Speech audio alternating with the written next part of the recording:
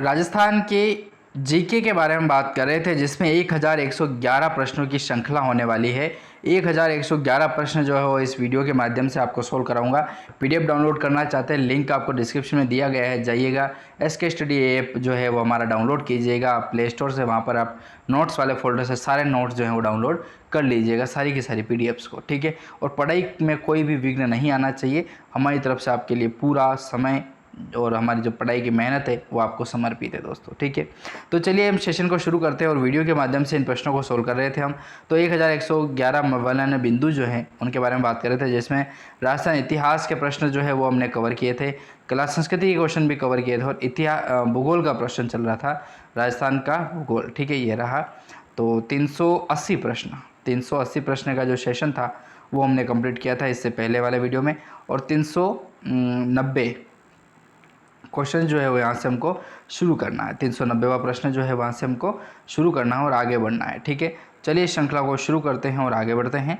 राजस्थान में बहने वाली ऐसी कौन सी नदी है जिसे अर्जुन की गंगा के नाम से जाना जाता है दोस्तों?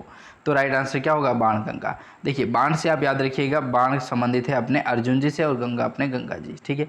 तो अर्जुन की गंगा बाणगंगा को ही कहा जाता है दोस्तों, ठीक है। चलिए अगला प्रश्न है कि लूणकरणसर झील किस जिले में स्थित है दोस्तों? लूणकरणसर झील जो है वो किस जिले में स्थित है? बीकानेर राइट आंसर होने वाला है। फिर प्रश्न है कि किस नदी का जल ग्रहण क्षेत्र राजस्थान में सर्वाधिक है? राजस्थान की ऐसी कौन सी नदी है जो जल ग्रहण क्षेत्र जो है जिसका राजस्थान में सर्वाधिक है? तो बनास इसका सही उत्तर होगा, बनास। अगला प्रश्न, राजस्थान में अरब सागरीय नदी तंत्र की प्रमुख नदियाँ कौन कौन सी है? तो लूणी का नाम आता है, माही है और एक अपनी साबरमती राइट आंसर होगा। तो राजस्थान में अरब सागरीय जो नदी तंत्र है उसकी प्रमुख नदी हो जाएगी लूणी, माही और साबरमती। चलिए अगला प्रश्न है कि नारायण सागर बांध किस जिले में स्थित है दोस्तों? नारायण सागर जो बांध है वो राजस्थान के किस जिले में स्थित है? तो अजमेर इसका राइट आंसर होने वाला है।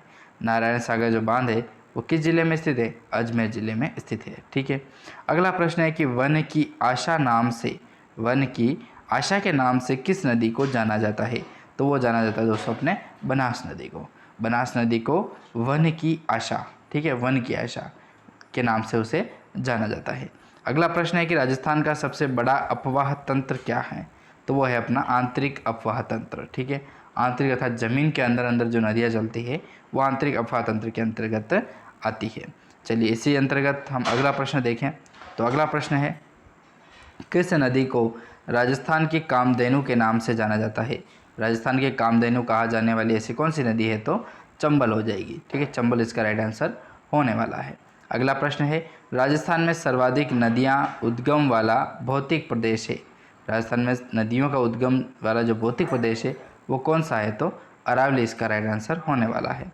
अगला प्रश्न, राजस्थान में जगमंदिर महल किस झील में बना हुआ है? राजस्थान में जगमंदिर जो महल है वो किस झील में बना हुआ है? तो पिछोला झील इसका राइट आंसर होने वाला है, पिछोला झील में। और वो पिछोला झील कहाँ स्थित है? तो अपने उदयपुर में स्थित है दोस्तों, ठीक है। चलिए अगला प्रश्न है, राजस्थान की सबसे ऊंची झील कौन सी है दोस्तों? राजस्थान की सबसे ऊंची झील तो पहाड़ पर बनी होगी, और पहाड़ पर अपने राजस्थान में सबसे ऊंची चोटी है वो अपनी माउंट आबू, और माउंट आबू पर जो माउंट आबू है और गुरु शिखर, ठीक है। तो माउंट आबू जो नक्की झील है वो सबसे ऊंची झील अपनी हो जाएगी, ठीक है, नक्की झील। अगला प्रश्न देखें 401 नंबर का। तो आबू रोड किस नदी के किनारे बसा हुआ शहर है दोस्तों? आबू रोड जो है वो किस किनारे बसा हुआ है? तो पश्चिम बनास नदी के किनारे बसा हुआ शहर है, ठीक है, आबू। तो पश्चिमी बनास नदी के तट पर ही है, मतलब कहने का मतलब, ठीक है। चलिए अगला प्रश्न है 402 नंबर का कि राजस्थान में खारी मृदा का विस्तार किन जिलों में है? राजस्थान में खारी मृदा का जो विस्तार है वो किन किन जिलों में है? तो बीकानेर का नाम आता है प्रमुख तरीके से, बाड़मेर का नाम आता है, नागौर आता है और अपना जैसलमेर आता है। तो बीकानेर, बाड़मेर, नागौर, जैसलमेर जो है वो राजस्थान में खारी मृदा का विस्तार क्षेत्र हो जाएगा। फिर प्रश्न है कि काली मृदा किस फसल के लिए उपयुक्त मानी जाती है? तो सबसे मोस्ट और इम्पोर्टेंट क्वेश्चंस भी है और इसका राइट आंसर भी होगा अपना कपास, ठीक है। तो काफ़ी इंपॉर्टेंट प्रश्न जो है वो ये बनता है कि कौन सी ऐसी मृदा है जो उस फसल के लिए उपयोगी है जिससे रेशा उत्पादन होता है? तो अपनी कपास है, और कौन सी मृदा? काली मृदा हो जाएगी, ठीक है, ब्लैक सॉइल। तो ब्लैक सॉइल जो है वो सर्वाधिक उपयोगी है अपने कपास के लिए दोस्तों, ठीक है। तो इसी तरीके से हमने महत्वपूर्ण प्रश्नों को सोल्व किया है। बाकी के क्वेश्चंस भी हम इसी सीरीज़ को आगे बढ़ाते हुए बात करेंगे और उनको भी सोल्व करते हुए पढ़ेंगे दोस्तों, ठीक है। यदि आप कोई सा भी एग्ज़ाम तैयारी करो, चाहे बीएसएससी का हो, पीटीईटी का हो आपका, चाहे आप चतुश्रेणी जो अभी रामबाण अभी तरीके से वैकेंसी आई हुई है, इसको भी आप सॉल्व करो तो काफ़ी मदद मिलेगी आपको, ठीक है।